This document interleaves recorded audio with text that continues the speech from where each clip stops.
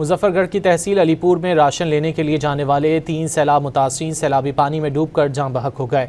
अलीपुर में 3 सैलाब मुतासिरीन राशन लेने के लिए सैलाबी पानी अबूर कर रहे थे। इस दौरान एक शख्स पानी में डूब गया, जिसे बचाते हुए 2 अफराद भी पानी में डूब गए।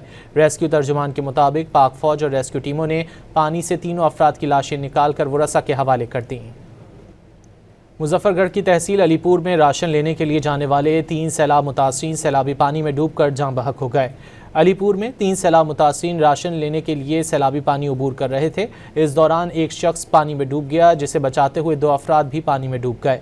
रेस्क्यू तर्जुमान के मुताबिक पाक फौज और रेस्क्यू टीमों ने पानी से तीनों अफराद की लाशें निकाल कर वरसा के हवाले कर दी। मुजफ्फरगढ़ की तहसील अलीपुर में राशन लेने के लिए जाने वाले 3 सैलाब मुतासिरीन सैलाबी पानी में डूबकर जाँ बहक हो गए।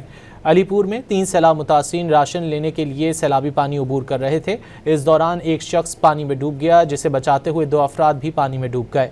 रेस्क्यू तर्जुमान के मुताबिक पाक फौज और रेस्क्यू टीमों ने पानी से तीनों अफराद की लाशें निकाल कर वरसा के हवाले कर दी।